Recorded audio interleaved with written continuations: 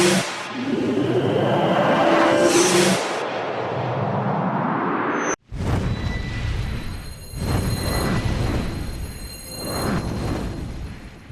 मैं आर के ललित संस्कृत संभाषण में आप सबका हार्दिक स्वागत करता हूं। ललित संस्कृत व्याकरण के क्रम में यह लट लकार का चौथा और अंतिम भाग है। आज के इस भाग में हम लट लकार से पूछे गए सभी प्रकार के प्रश्नों का अभ्यास करेंगे। इससे पहले कि हम लट लकार से संबंधित प्रश्नोत्तर प्रारंभ करें, एक नजर डालते हैं लट लकार के तिंग प्रत्ययों पर। अनेक धातुएं ऐसे हैं जिनका रूप लट लकार के सभी पुरुषों और सभी वचनों में लिखने के लिए अग्रलिखित 9 तिंग प्रत्ययों का प्रयोग करते हैं।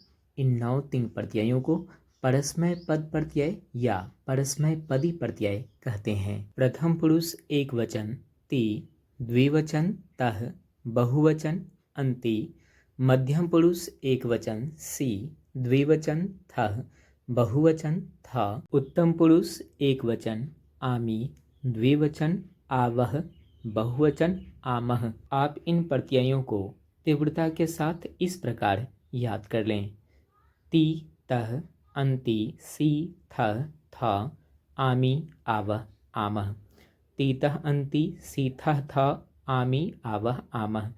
तीतः अंति सीथः था, आमी, आवह, आमह। तीतः अंति सीथः था, आमी, आवह, आमह। तीतः अंति सीथः था, आमी, आवह, आमह। किंतु कुछ धातुएं ऐसी हैं जिनका रूप लट लकार में लिखने के लिए तीतः अंति के बदले अग्रलिखित 9 तिंग प्रत्यय जोड़े जाते हैं, जिन्हें आत्मनेपद प्रत्यय या आत्मनेपदी प्रत्यय कहते हैं।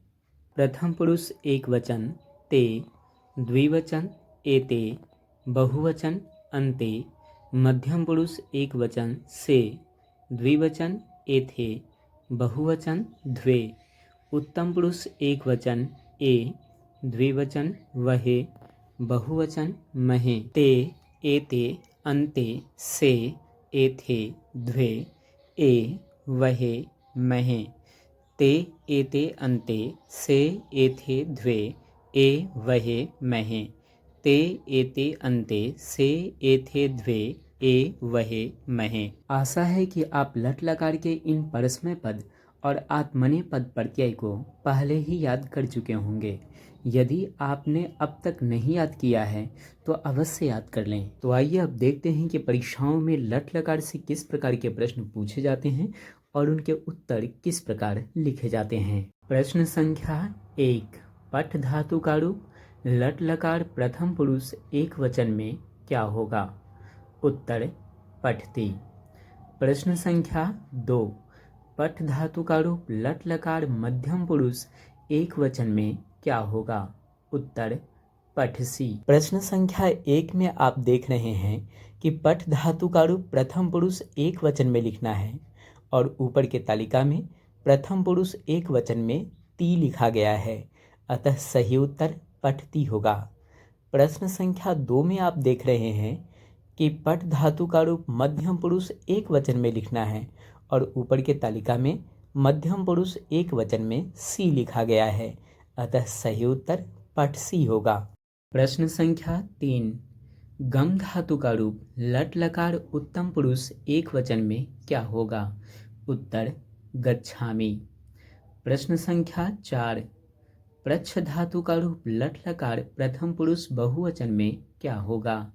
उत्तर पृच्छन्ति। प्रश्न संख्या 3 के उत्तर में आप देख सकते हैं कि गम के स्थान पर गच्छ का प्रयोग किया गया है तथा प्रश्न संख्या 4 के उत्तर में आप देख सकते हैं कि प्रच्छ के स्थान पर पृच्छ शब्द का प्रयोग किया गया है। यदि आप जानना चाहते हैं कि गम और पृच्छ के तरह अन्य धातुओं के रूप भी किस प्रकार बदलते हैं तो आप प्लेलिस्ट में जाकर लट लकार भाग 2 और 3 अवश्य देखें। प्रश्न संख्या 5, दृश्य धातु का रूप लट लकार उत्तम पुरुष बहुवचन में क्या होगा? उत्तर पश्यामः। प्रश्न संख्या 6, पा धातु का रूप लट लकार मध्यम पुरुष द्विवचन में क्या होगा? उत्तर पिबथः। दृश्य का रूप किसी भी पुरुष या वचन में लिखने के लिए पश्य शब्द का प्रयोग करेंगे, जैसा कि प्रश्न संख्या 5 में किया गया है।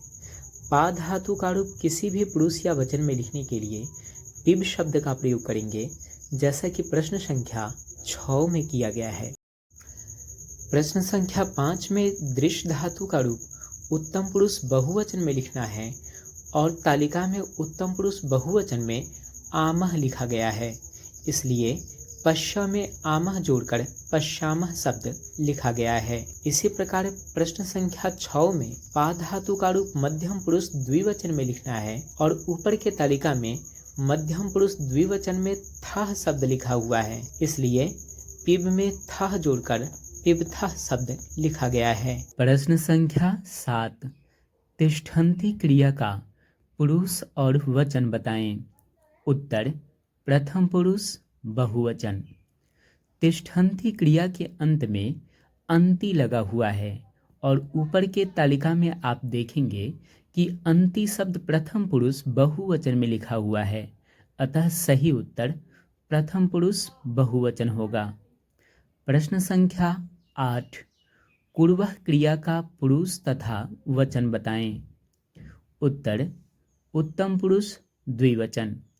कुर्वः के अंत में वह लिखा हुआ है और ऊपर के तालिका में आप देखेंगे आवह या वह उत्तम पुरुष द्विवचन में है, अतः इस प्रश्न का सही उत्तर उत्तम पुरुष द्विवचन होगा।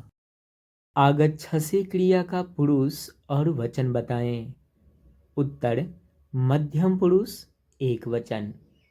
आगच्छसि क्रिया के अंत में सी लगा हुआ है और ऊपर के तालिका में सी मध्यम पुरुष एकवचन में लिखा हुआ है, अतः सही उत्तर मध्यम पुरुष एकवचन होगा।